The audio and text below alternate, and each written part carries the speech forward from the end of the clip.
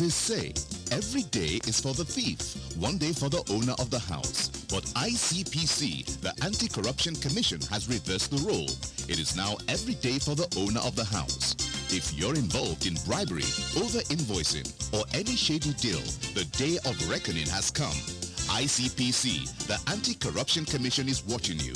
If you're reported for any corrupt practice, you'll be investigated, prosecuted, and punished. Corruption is harmful to our nation.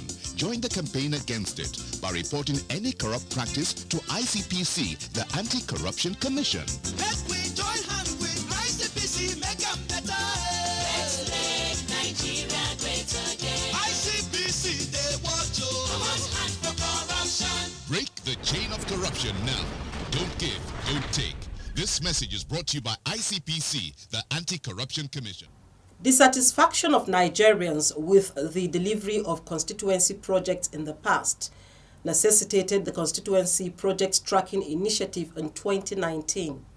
The initiative enhances the ability of ICPC to proactively prevent and eradicate the diversion of public funds earmarked for zonal intervention projects sponsored by federal legislators across Nigeria. Since the inception of the initiative, essential services as well as other development projects are now largely enjoyed by the grassroots. The fifth phase of the tracking exercise, which commenced on 7th November 2022, covered projects executed under the 2019, 2020, and 2021 budgetary allocations and was conducted across 20 states. Today on the program, we shall beam our searchlight on the outcome of the fifth phase of the Constituency and Executive Project Tracking Initiative. Welcome to Corruption Must Go, a production of the Public Enlightenment and Education Department of ICPC. I am your host, Murna Barnabas Atiai. While the Phase 4 tracking exercise focused on executive projects, Phase 5, on the other hand, focused on zonal intervention projects, popularly known as constituency projects. We'll bring you details of the report after the anti-corruption stories brought to you by Ruth Awodi. Over to you, Ruth.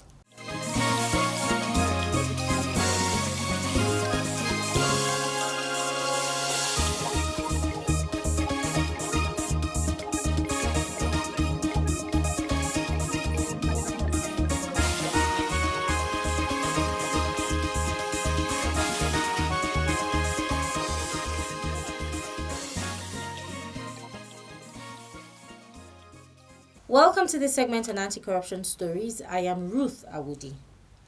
ICPC has filed a criminal charge against Professor Cyril Ndifon, the suspended Dean of Faculty of Law, University of Calabar, UNICAL, following the Commission's conclusion of investigation into the professor's alleged gross misconducts against some of his students.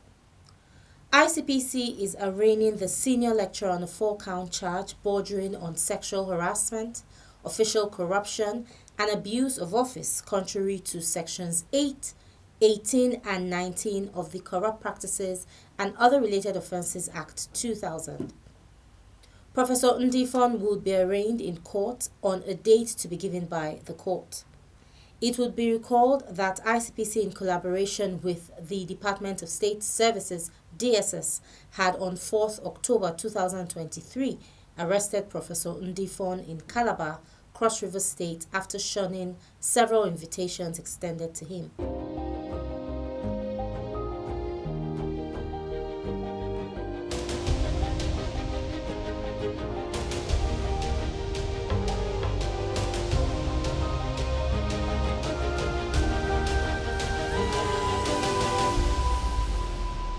In another development, ICPC has charged students of Nigeria's tertiary institutions to be courageous and speak up against the menace of sexual harassment in their schools.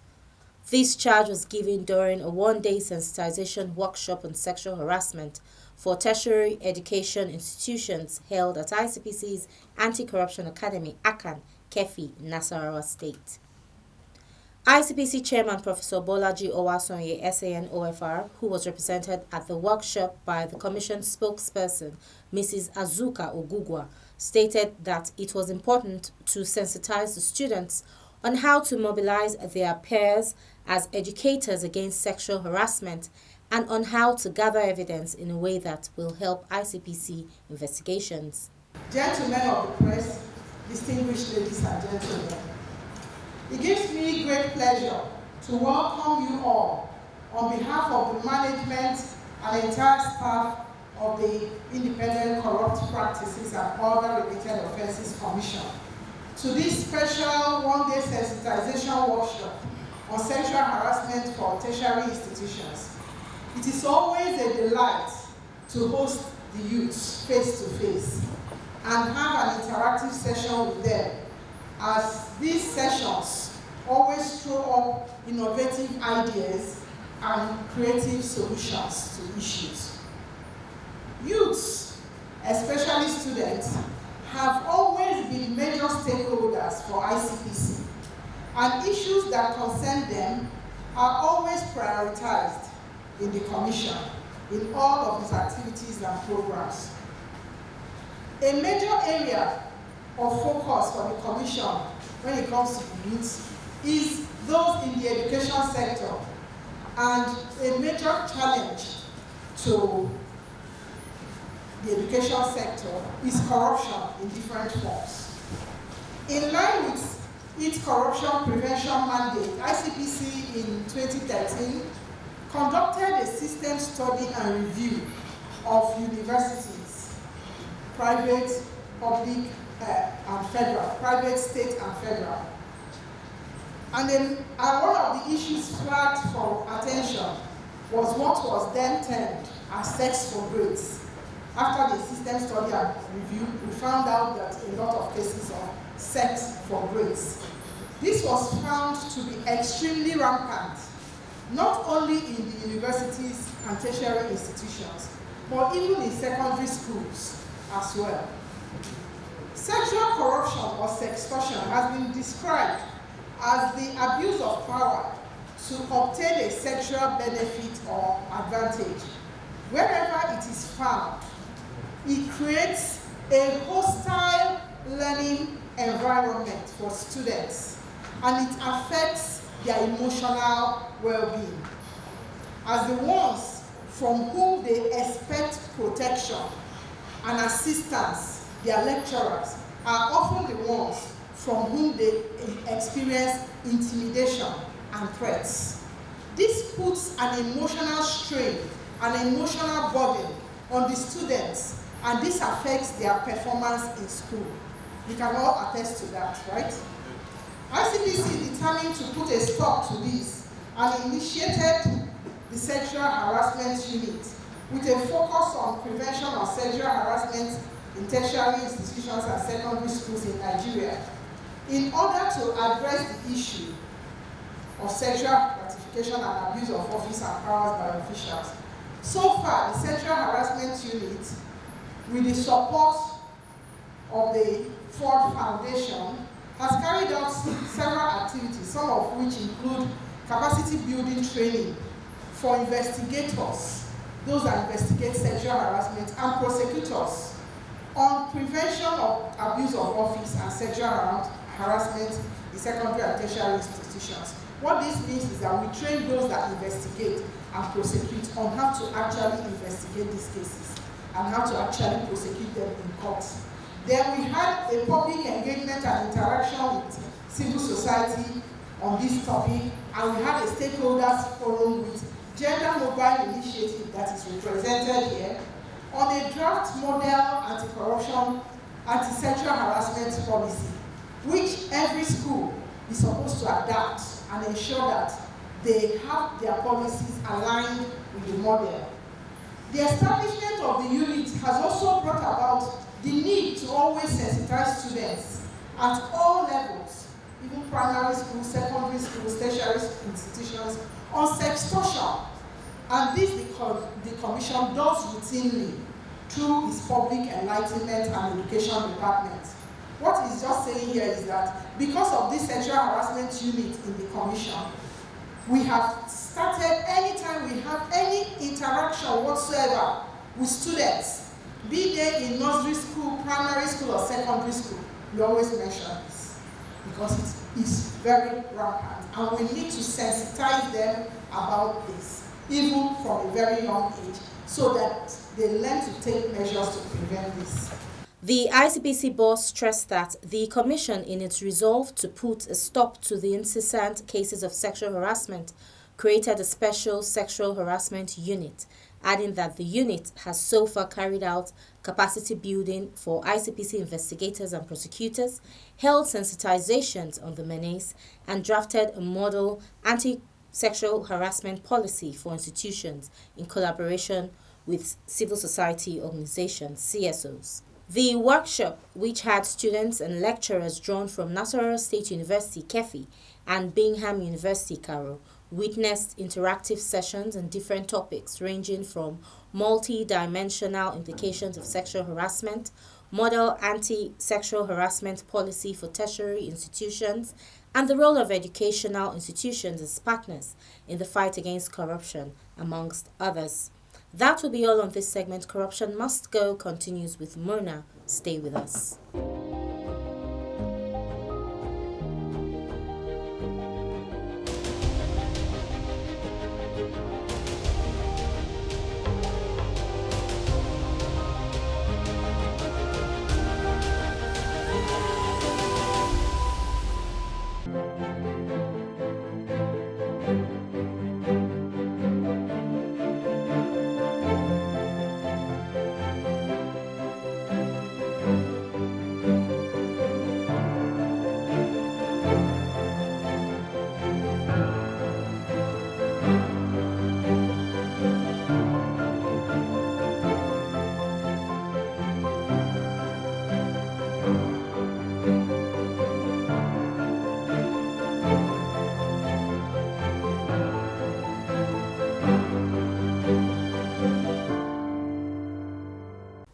You're still watching Corruption Must Go, and the focus is on the fifth phase of the Constituency and Executive Project Tracking Initiative. Phase 5 covered projects executed under the 2019, 2020 and 2021 budget years which were not tracked in previous phases. How many projects were actually executed? How were they selected? What are the highlights of the findings and recommendations from the exercise? Mr. Hafiz Mohammed, the head of the Constituency and Executive Project Tracking Division of the Operations Department, tells us more about the outcome of the exercise, its gains, and steps or actions the ICPC is taking.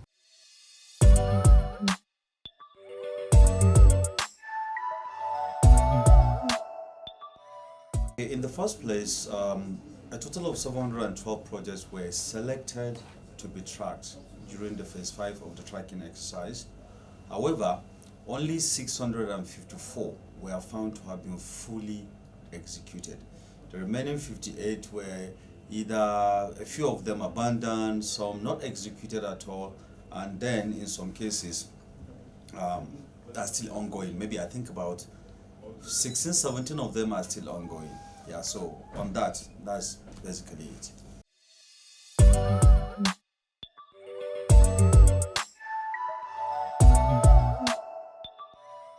The Commission has come up with criteria for selection of project. Basically, the criteria is the Commission focuses on projects that have more impact on the most vulnerable members of the society. So there are focal sectors. We have education, agriculture, water provisioning, energy, rural infrastructure, and stuff like that. Then again, beyond this, within the focal sector again, there's also the issue of financial threshold. So the project has to get to certain financial value before the Commission takes on it. Now, these are the basic criteria. But the process of selection of project is this. The Commission gets the budget, the national budget for the years in focus from the Budget Office of the Federation. And then the Commission pre-selects some number of projects at random. The steering committee of the Constituency Executive Tracking Initiative is the body started with the responsibility of finally selecting which projects to be tracked. And this steering committee consists of both state and non-state action. The ICPC is there, Office of the Accountant General of the Federation is there, Bureau for Public Procurement is there, Office of the Auditor General is there, that's on the state side. And then you also have NIQS, Nigerian Subcontinental Surveyors, are members, and then some media organizations like Budget and the rest. So this body comes together, all of these people come together on specific days and then select from a gamut of a whole lot of other projects and select the exact ones to be tracked in every phase of the tracking exercise.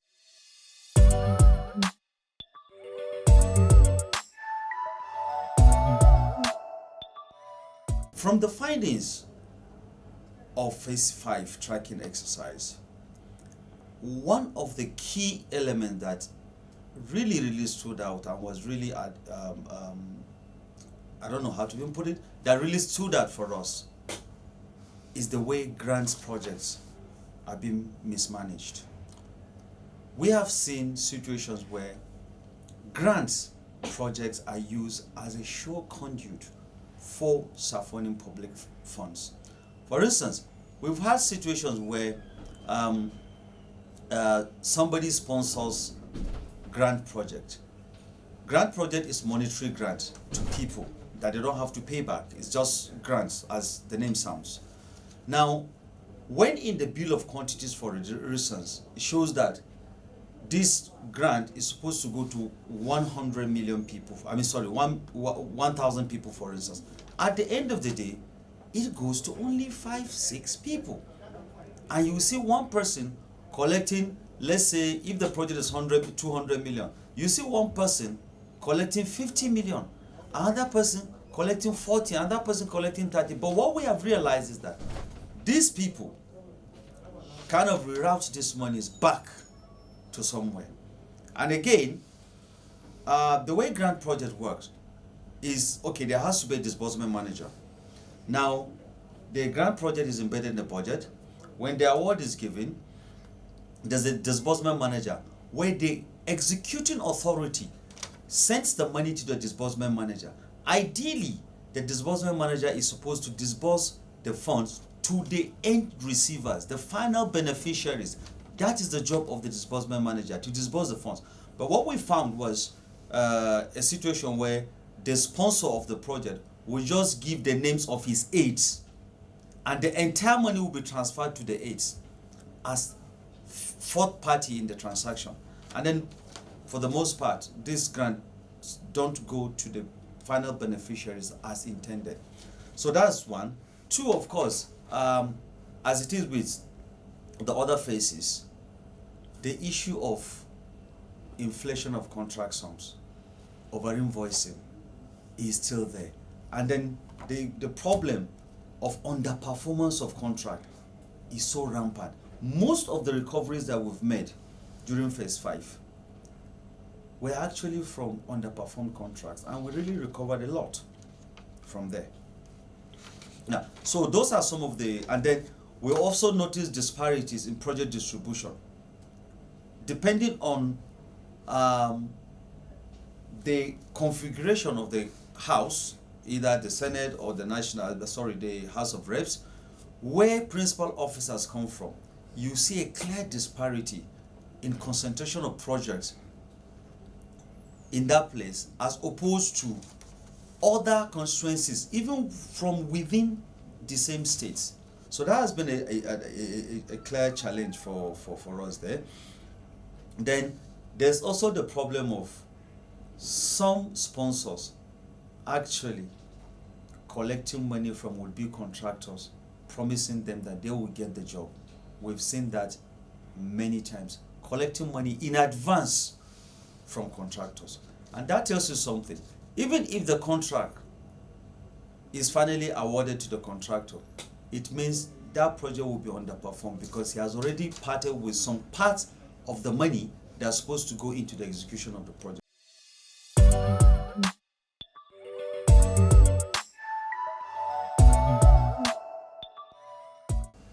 projects were underperformed, we forced the contractors to move back to site and remedy the defects. Where projects were not performed at all, we forced the contractors to go back to site and execute the project. Where people were shortchanged in any project whatsoever, whether it is a grant project or training or whatever, ICPC recovered the money from the contractors, in some cases from the sponsors of the project. Now, with regards to over-invoicing of project cost, is the same thing that the Commission has been doing. We, with the help of the country surveyors, we know the exact amount that this project should cost. So we recover what is on hand, and again move against the people that prepared the bill of quantities and the office, the authority that awards that contract at inflated rate. Some prosecution, some administrative actions. So these are basically what we've been doing. We made recoveries, billions of naira. We forced contractors to go back to site and remedy the defects where the contract was not done at all, executed at all. We forced them to go back to site and execute the project, and then the people are happy for it. Everybody is good for it. Yeah. And the second leg of the question regarding what should be done, we just keep engaging. We keep pursuing. We keep engaging. And then we will just ramp up our prosecution profile to ensure that some cases that maybe we recommend administrative action and all that, in this case now, we would prosecute straight up whoever is involved, either the contractor, somebody from the executing authority, and whoever is concerned. Basically, there's no even way a contractor would shortchange the government without connivance from people from the executing authority, because there's a project supervisor that's supposed to go there and ensure that everything is done as captured in the bill of quantities. Yeah? So sometimes they don't go at all. Sometimes they go, but they just fill in the forms. Sometimes they don't go at all. They just sit down in their offices and then write report that the project has been satisfactorily executed, when in fact it's not.